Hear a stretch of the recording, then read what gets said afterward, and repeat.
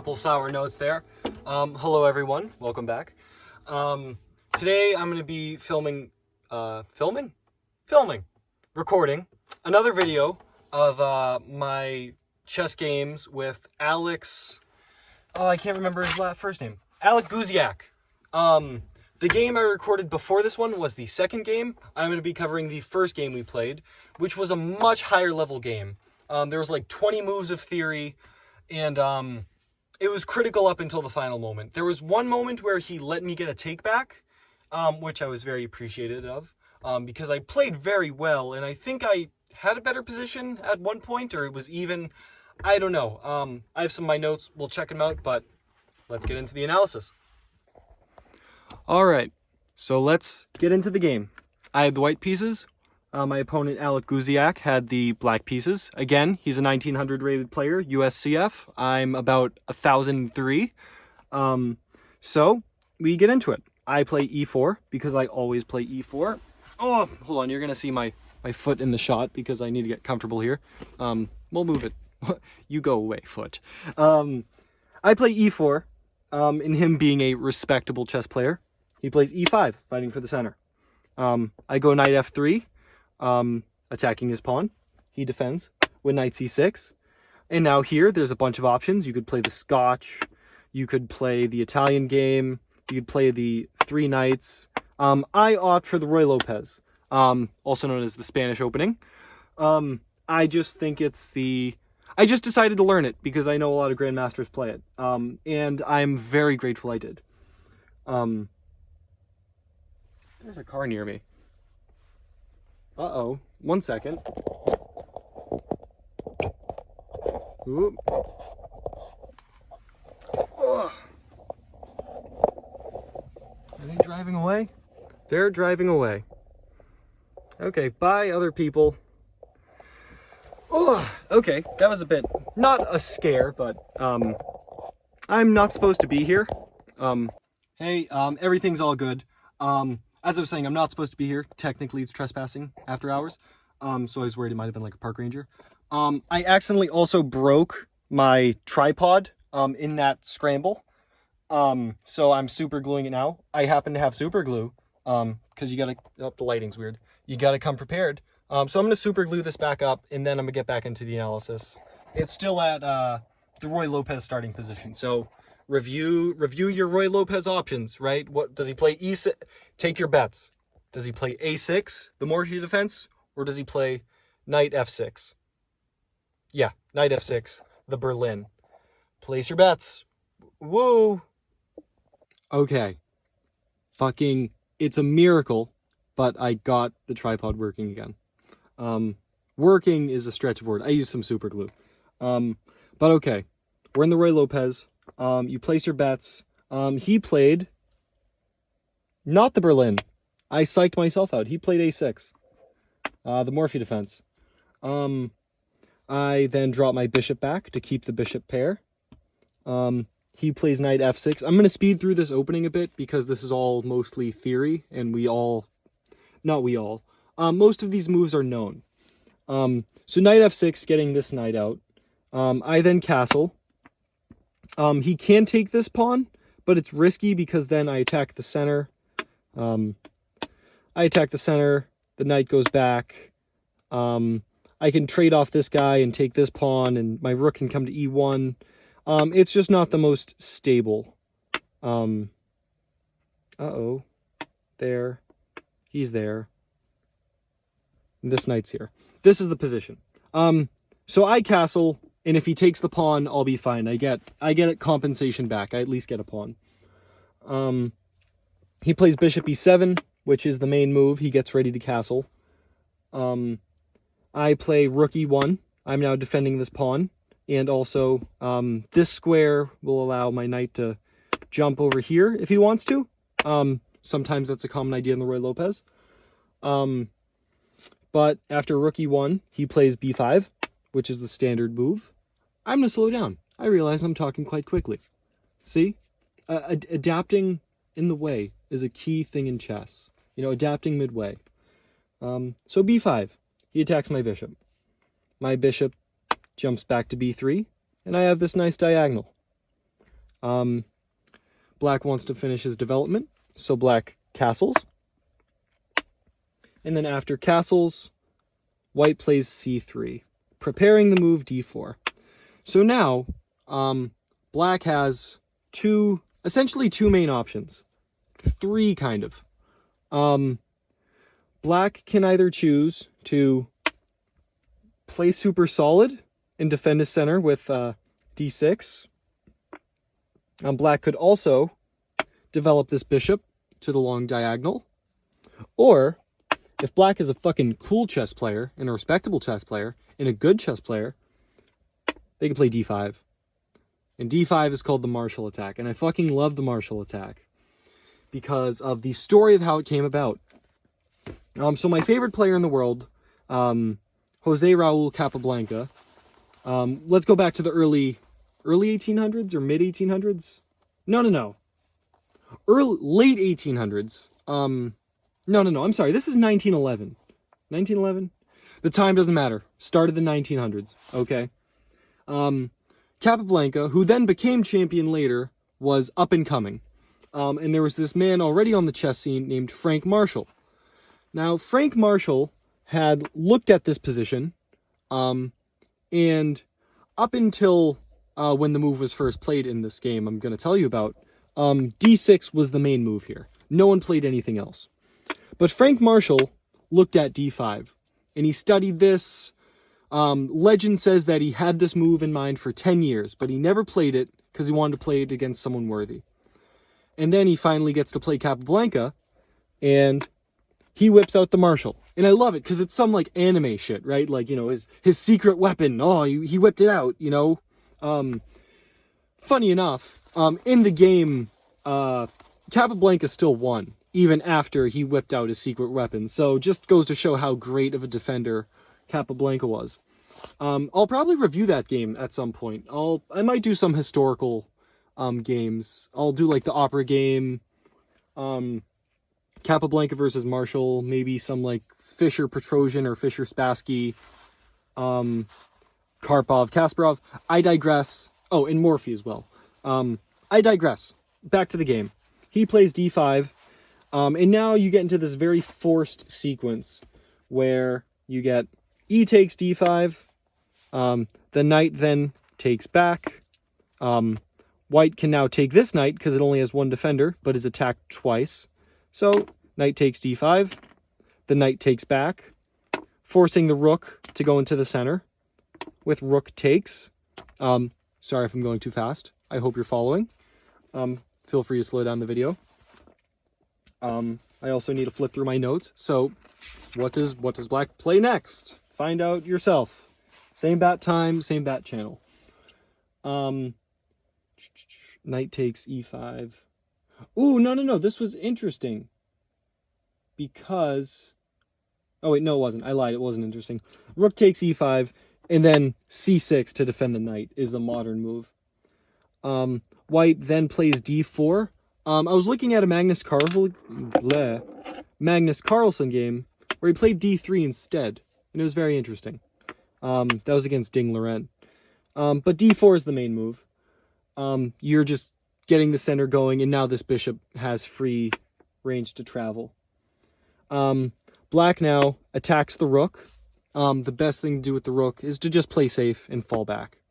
And now the whole point of the pawn sacrifice, because if you look at the pawns, right, white has 4 pawns on 3, and then 3 pawns on 3. So white is up a pawn. This guy is going to become a passed pawn later, if the game goes to an endgame. But the compensation for this is black has queen h4. And now black has this lovely attack. You know, there's the threat of queen takes here, king moves, check, and then boom, and I'm looking at my hand through the camera. Check, and then ooh, fuck that queen. Black just has a really nice attack, right? The king's not, white's not doing well. So queen h5.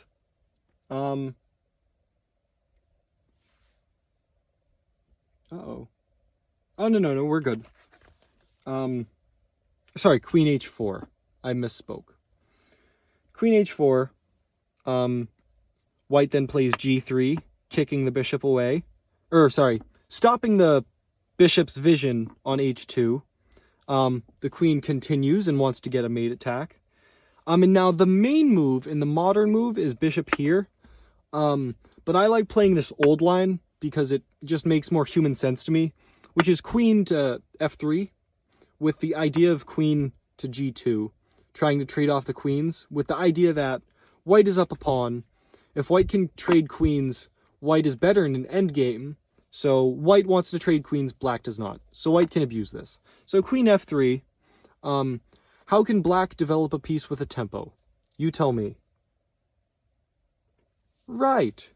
Bishop g2, 4, g5, g4. There we go. Thanks, Dora and pals. So white has to move out of the attack and gives the option to trade queens. Now black doesn't want to trade queens. So black has to move to another square. Black can't go here because of the pawn. Black can't go here because of the bishop. So the only reasonable move is queen h5.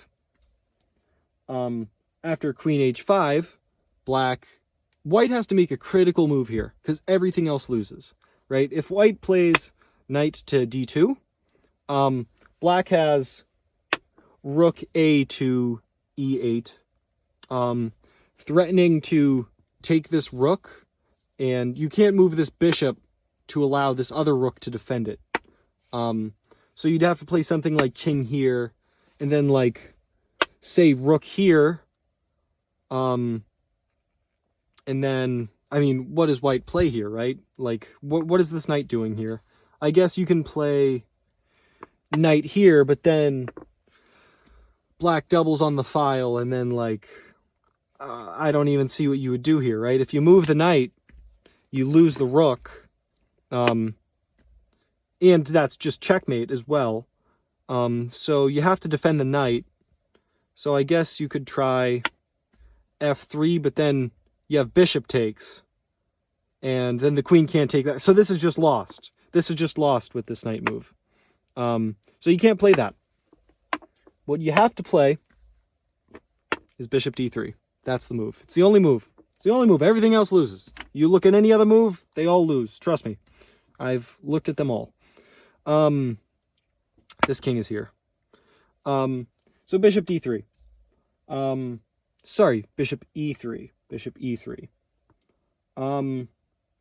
After bishop e3, uh-oh. Did I keep notation wrong? Oh, no. Rook a to e8. You're bringing this rook that's doing nothing into the attack on the open file. After rook to a8, white then develops this knight, and now the rooks are connected. And now white isn't out of the, what's the word? Crosshairs yet, but white's doing, I don't want to say doing well. White is doing, just doing. So knight d2, and then rook e6, preparing to double on the file. And now this is a move that I've been playing and I've enjoyed. I'm not sure if it's best. I haven't explored the engine this far in the Marshall. This is as far as I've looked manually. Bishop d1. And I enjoy bishop d1 because it's practical, right? White is up a pawn. White wants to trade pieces. White's being attacked. White wants to trade pieces. Bishop d1 forces a trade of pieces. If this bishop moves, white takes the queen, right? So black has to take, or I mean get taken, but it makes more sense to take. So bishop takes, and then, oh, actually, hold on. This is an important piece of information. So the engine here for white, I did have it written down in my notes, is not bishop d1, but f3. That's a weird move, isn't it? Let's not look at f3. Bishop d1, bishop takes d1. Rook a takes d1, bringing this knight into the game. And then rook f to e8, doubling on the file. I then played knight f1, trying to get this maneuvering pattern, like I said earlier. Also, I just feel like this knight can do more here. It's defending this bishop again, which needed another defender. So, oh wait, no, I didn't like this move. I liked this move at first, but this move causes me trouble later, and you're going to see why. So knight f1. Where am I in my notation? Knight f1. Yeah, I guess what would be better? What would be better than knight f1? I don't know, maybe f5 now? I don't like that. No, that loses. I don't know. Knight f1. I couldn't think of anything better. This is why I played knight f1. And then black plays f4, getting an attack going. After f4, I played bishop d2. And again, following the same mindset, I'm up a pawn. I select the option to trade more pieces. Because if takes, bishop takes, pieces are just off the board and I'm up a pawn. So bishop d2, and then f5. Just continuing. Black is fearless. So after f5, I play f3. F3 was actually the best move. Believe it or not. Hard to find. I had, there's the rule, Ben Weingold never play f3, but I fuck with f3. It was good here. Because it stops, right? Because I can't allow that to happen. Right? If this happens, like, there's always thoughts of checkmate here. My queen then has to just back up here. And, like, that can't happen. So I have to, and taking isn't good either. I get too opened up. So f3. After f3, he plays queen f5.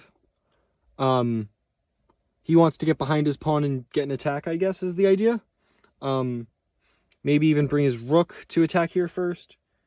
I play g4, attacking his queen.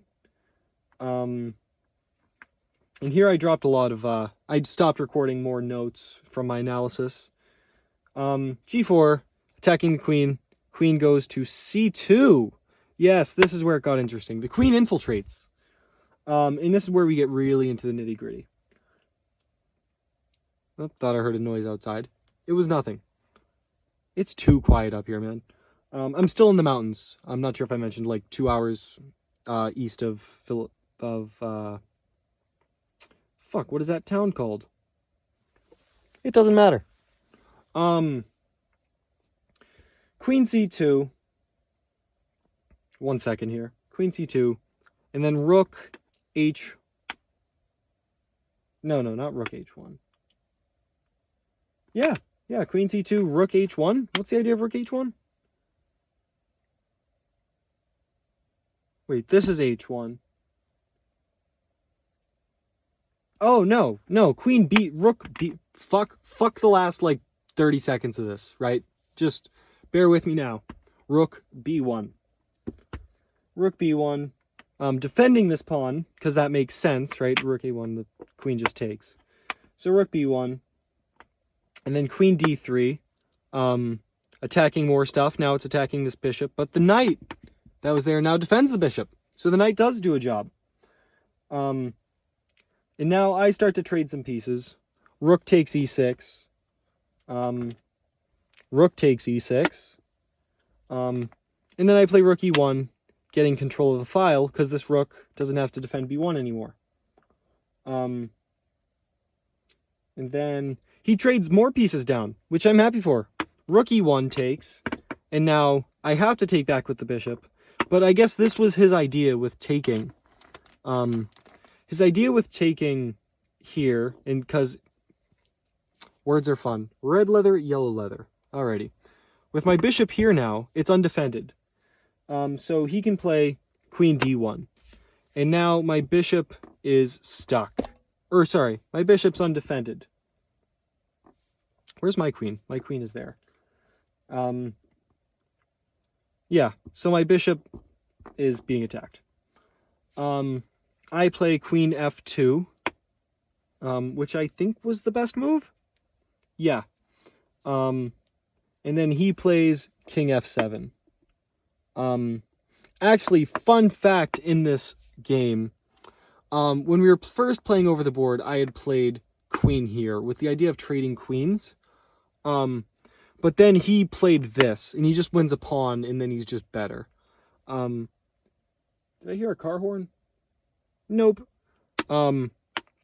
So he let me get a take back, which I appreciated very much, to where I then played queen f2. Which is just, you know, it defends this pawn, it defends the bishop, it's an everything move. He then plays king f7, getting his king into the game because an endgame is probably ensuing. I play king g2. Now my king is defending this pawn, so now I can play this. He continues forward with king e6. I then play queen d2 now, and he goes queen b1, attacking this pawn. So now that he attacks this pawn, how can I defend this pawn? Well, I see my queen is here. If this pawn moves, then this queen defends this pawn. So I play b3. He then plays king d7. Don't know what king d7 was. Oh, no, yes I do. He moves off of this open file, so I don't have any checks. So king d7 is reasonable. I then play h4. I'm thinking if we're getting to an endgame, I want to get these pawns going and get some space here. This king can never infiltrate here now. He plays h5, and I play g5. I'm just happy with having this locked up. But apparently g takes was better, because it is. That is my answer. G5, and then bishop c7 is his response. Bishop c7, and he wants to put his bishop here, I believe. So I play king f2, bringing my king into the action. And he plays bishop a5. Now bishop a5 attacks this pawn, but I just respond with... What did I respond with? I want to say b4. Let me just make sure. Yeah, b4. I just shut down this bishop's diagonal, and like now this is getting more stable. So b4, bishop back to, bishop to b6 on this nice diagonal. And then I play king e2. And he plays a5. Now the idea with king e2 is, I guess I wanted to move my king over to defend more of my pieces, maybe get it to this pawn.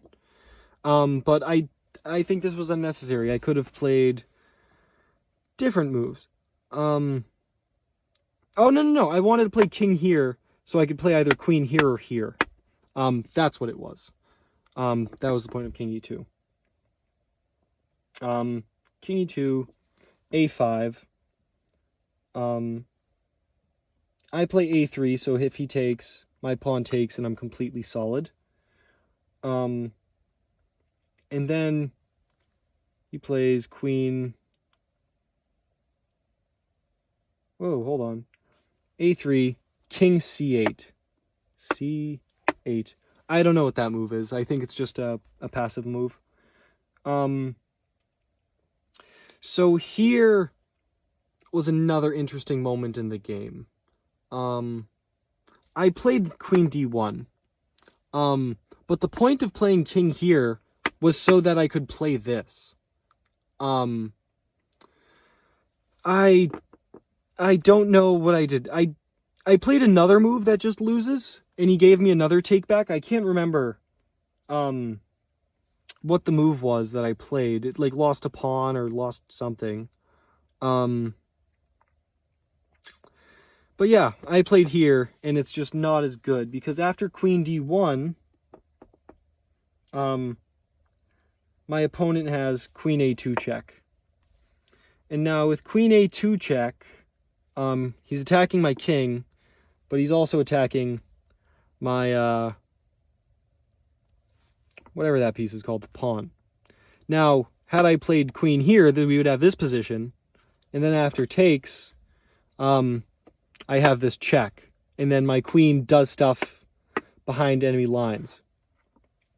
But my queen was here, and this is where, I'm not sure if I had an advantage here. I was comfortable with my position, I was up a pawn, but this is where, I lose whatever goodness I had.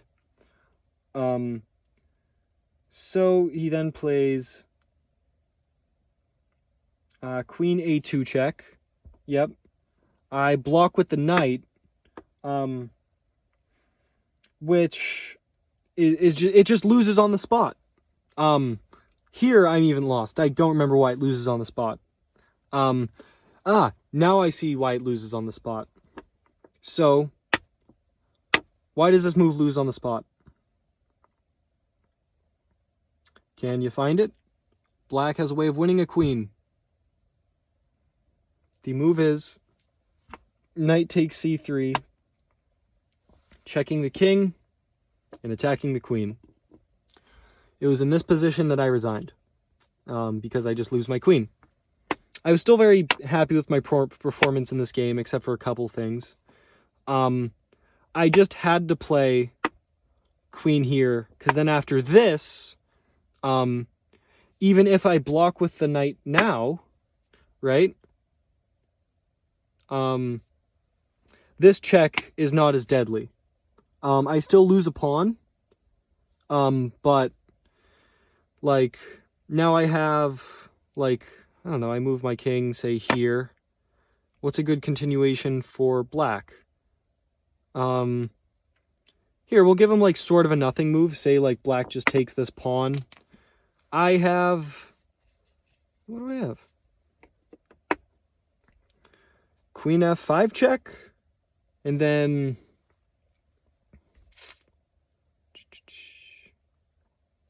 We'll say king there.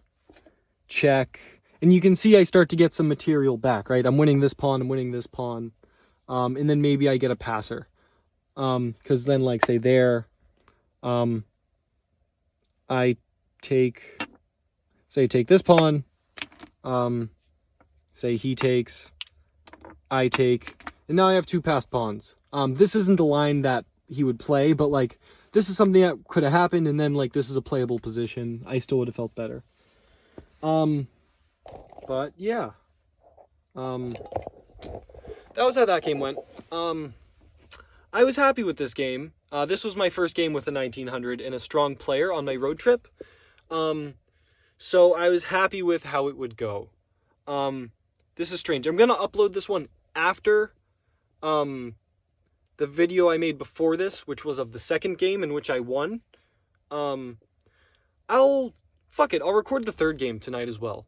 And then I'll just show the complete set. The third game I wasn't that happy. I was happy with it, then I wasn't. But thank you for watching, and if you could subscribe, like, and do that stuff, I'd appreciate it, and au revoir.